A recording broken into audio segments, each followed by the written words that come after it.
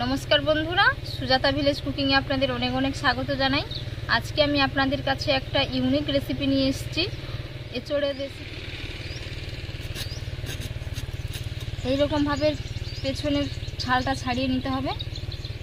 আমি জলের মধ্যে হলুদ দিয়ে দিয়েছি, এচোড়গুলো কাটার পরে আর কালো পড়বে না, এর কারণে হলুদ দিয়েছি। ঠিক একই ভাবে এচোড়টা আমি কেটে নিয়েছি, এবার আমি রান্না করে নেব। এচোড়গুলো সেদ্ধ হয়ে গেছে কিনা, এই যে খুব সুন্দরভাবে সেদ্ধ হয়ে গেছে 70% মতো। তো এই অবস্থায় আমি এগুলো নামিয়ে নেব।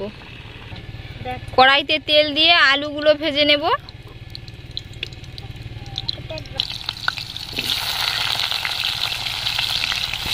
পরিমাণ মতো লবণ, পরিমাণ মতো হলুদের গুঁড়ো দিয়ে লাল লাল করে আলুগুলো ভেজে নেব।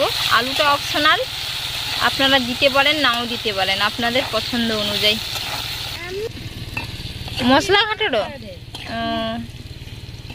আলুগুলো লাল লাল করে ভাজা হয়ে গেছে। এর মধ্যে আমি সেদ্ধ করে রাখা এঁচোড়গুলো দিয়ে দিচ্ছি, এগুলো হালকা করে তেলে ভেজে নেব।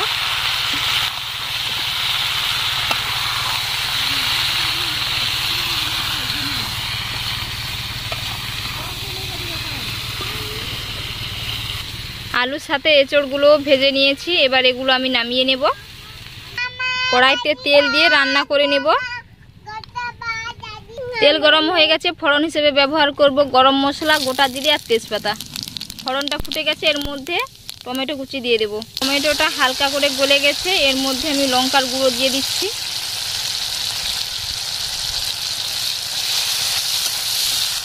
পরিমাণ মতো হলুদের গুঁড়ো,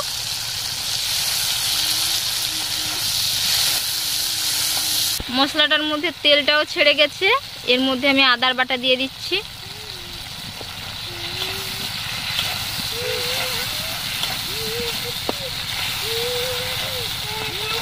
আদার কাঁচা গন্ধ চলে গেছে, এর মধ্যে আমি ধনিয়ার গুঁড়ো দিয়ে দিচ্ছি, তেল বাটা দিয়ে দিচ্ছি। ভালো করে মশলাটা কষে নেব। অল্প করে একটু জল দিয়ে দেবো মশলার মধ্যে, মশলাটা না হলে জ্বলে যাবে।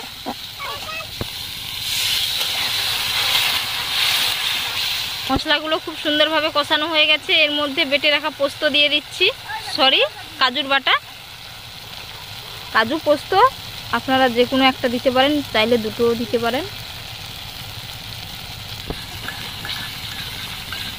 এর মধ্যে আমি ফেটানো টক দই দিয়ে দেব।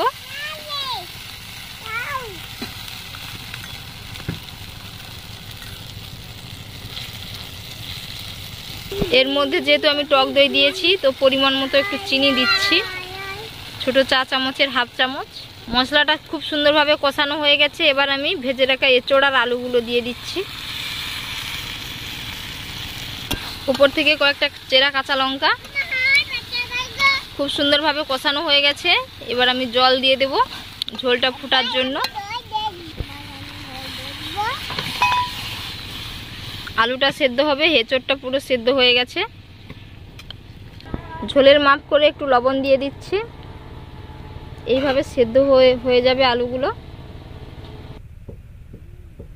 দেখে নেব আলুগুলো সেদ্ধ হয়ে গেছে কিনা। এই যে আলুগুলো খুব সুন্দরভাবে সিদ্ধ হয়ে গেছে। তো ওপর থেকে আমি গরম মশলা বাটা দিয়ে দেব।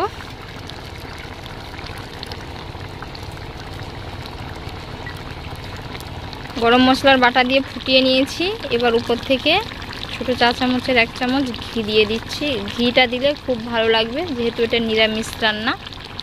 তো নিরামিষ রান্নায় ঘি দিলে খেতে খুবই ভালো লাগে, ঘিয়ের একটা ফ্লেভার থাকে অন্যরকম। এবার আমি এটা নামিয়ে নেব। এঁচোড়টা হয়ে গেছে, আমি নামিয়ে নিয়েছি। আর দেখুন কতটা সুন্দর